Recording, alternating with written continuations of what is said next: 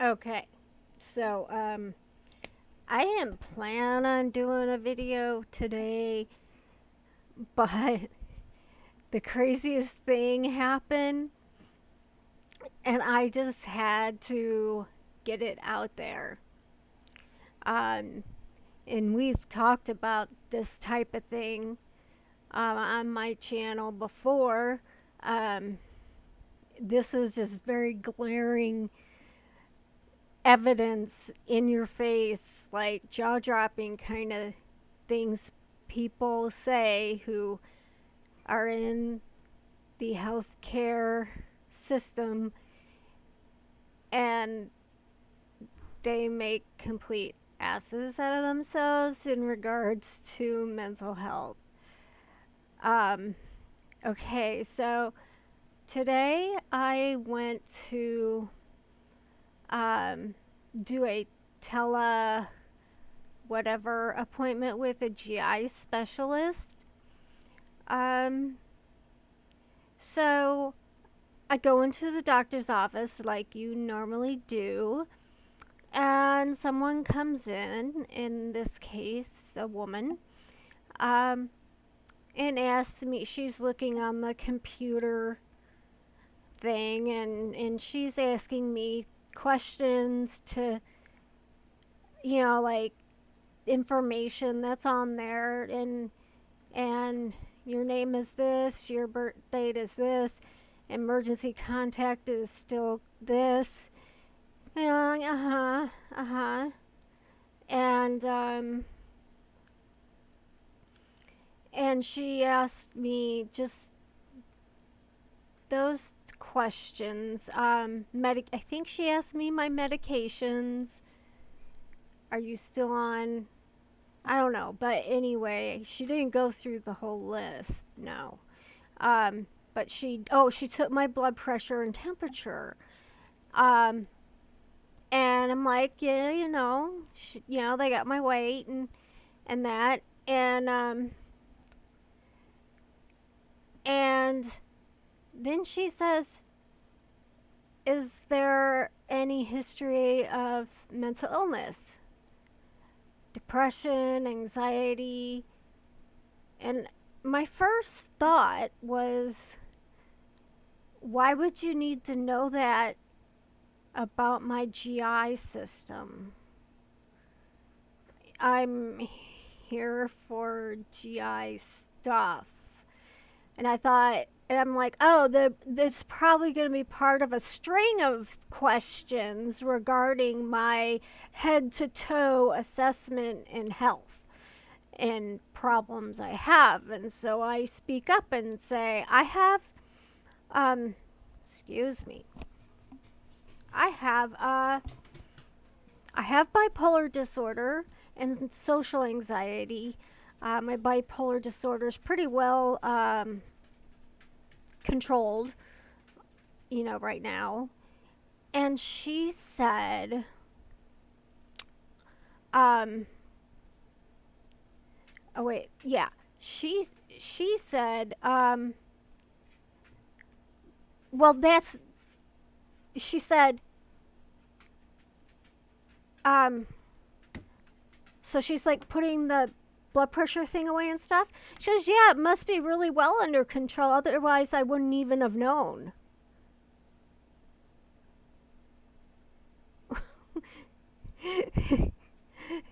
I want to know.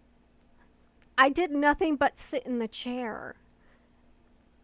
How is she supposed to tell who has bipolar disorder and who doesn't by them coming in the room and sitting down? Tell me, what did she mean? And my mother asked me, well, did you say something? And I was like, I was just too stunned.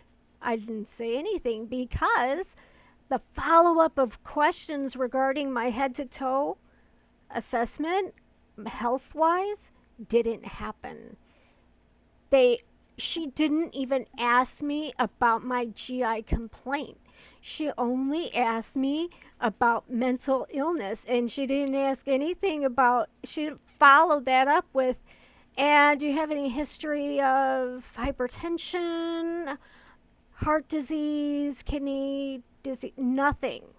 It went straight from vitals and maybe a couple meds that I've been on, to do you have a history of mental illness? And good luck on your GI appointment. Oh my God. So, so, so, um, so you're telling me I now know why the GI doctor gave me no eye contact through the whole thing, because he didn't know anything about me coming into the appointment on the screens. It was a tele thing, except for the fact that I had bipolar disorder and an anxiety disorder. That's what he knew going in. He knew my blood pressure, my pulse, maybe a couple of my meds, who my emergency contact was, but he didn't know anything about why I was there before me coming in, except for the consult that he got from my doctor, not from me. So, I want to know why, for a GI consult, it was so pertinent to know about my mental illness, which I hate that term. It is bad. There's so much stigma attached to that term. I detest it. And because I am not ill, I have a disorder of neurotransmitters in my brain. I have a neurological disorder, but I'm forced to say I have a psychiatric disorder, which is just a little bit above mental illness. But by golly, I have a neurological disorder because it's happening in my brain with my neurotransmitters and my neurons, just like Parkinson's. So, yeah, there's that.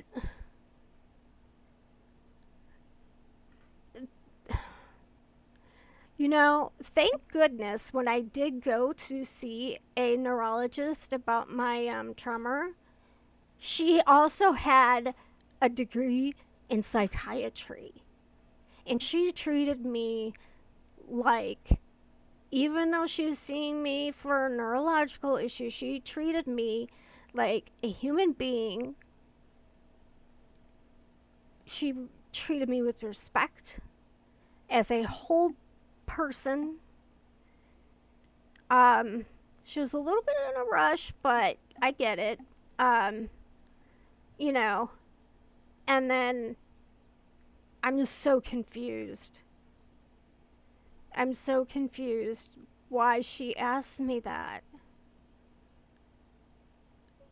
For and only that. And then I want to know what does she think she would see that would clue her in on who has bipolar disorder and who doesn't.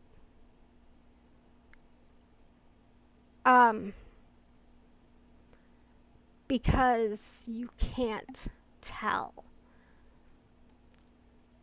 I am well known for getting way outside the bounds with mania and depression and mixed episodes without anybody else noticing that craziness is going on in my head. So I could have sat down in that chair and sounded completely sane and not been? What experiences has this woman had with people with bipolar disorder when they walk in a room and sit down that she's going to be able to say, oh, she has bipolar disorder. Do you see the way she's sitting? Oh my God. I the it's ignorance, it's lack of education. Um I imagine she was just like a tech, but still it was just plain stupid. Just plain prejudice and stupid. I'm I I was initially shocked. Like, did this just happen to me? Because it's happened to me before. But there were different things going on. Something happened in regards to me needing medical assistance and being treated differently because I have a history of mental illness. But that time, the doctor was part of a HMO, and he got kickbacks for the less the money he spent, the more he got in his pocket. So he had greed going for him. Um, and when I went to my primary physician's appointment, um, I asked my mother to go with me, because I told my mom, I said, she has a tendency to blow me off. So will you please go with me and go in the room because she's going to treat me differently when somebody's there. Unfortunately, in this during this event, my mother was taking our newly adopted dog to the vet for x-rays. She's a senior and she was getting her knees x-rayed. And so I went alone, and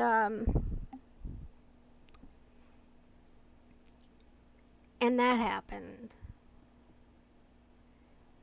So there you go. That's what's out there for you. I wouldn't let the visit end. He tried to end it, the GI guy, before there was a plan for my problem. He was just gonna let it be, and it's very bad for you health wise and mental wise place it's been at. And I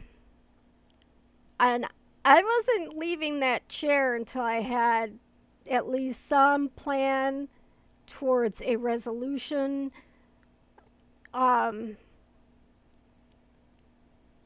You gotta be proactive that way. I was feeling very vulnerable and kind of naked by the time I started talking to him, because I knew that all the information she got as far as history was my bipolar disorder.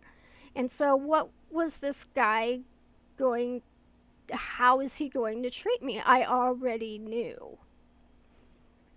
And so I'm pretty sure I'm already listed as the difficult bipolar patient.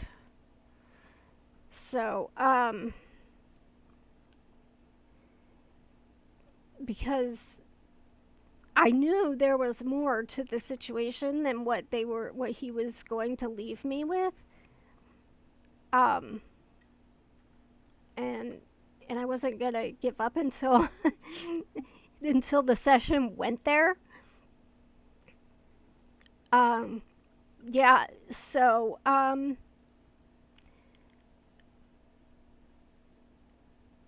my advice is surprisingly, if this happens to you, surprisingly, from me would be what I did not do because I was stunned is is first of all ask, is there a reason you need to know that information for this visit? I mean, you have my list of meds. You know I'm taking Seroquel and lithium for something. you know, and but what my mom was really shocked at was that I didn't say anything about the when she said, "Yeah, you must have it under control, otherwise I wouldn't have noticed or I wouldn't have known or been able to tell." That's what she said. I wouldn't have been able to tell. And so, my advice, if someone ever says something like that to you, ask them, how would you be able to tell if I did or didn't? What would you be looking for? There are a lot of people out there with psychiatric conditions, and you aren't going to know unless you ask and they want to tell you. So, you can't go by somebody's behavior where, on that one, on that score. So, and I'm just going to throw this in for just the top, put the cherry on the top. Before I saw the GI doctor, I had an abdominal CAT scan. And what this, well, we now have this thing called a portal through a certain healthcare system, which means my doctor is associated with this healthcare system, and I went to see her. And so all the information from that visit is in the portal. So I log in, and it'll say what my blood pressure was, what the diagnosis was, what the prescriptions were, what the plan was. And you get them printed out, but you can access your portal and see from there. And so they told me the abdominal part results. And I wanted to look in the portal anyway, and I looked under CT results. And it says bilateral, small, pleural effusions. Now, pleural effusions are not something normal for you to have. They're in your lungs. And it means fluid buildup between your lung and the lining of your lung. And I have been trying to call that office and get them to call me. Probably going on 2 weeks now. So the doctor can tell me what's up with the pleural effusions. I would really like to know. But I get her nurse, leave a message for her nurse. I get that a lot. And the doctor hasn't seen the results yet. She's not here today. I'm like, it was done a week ago and the results are on the portal, and that's how I know. So,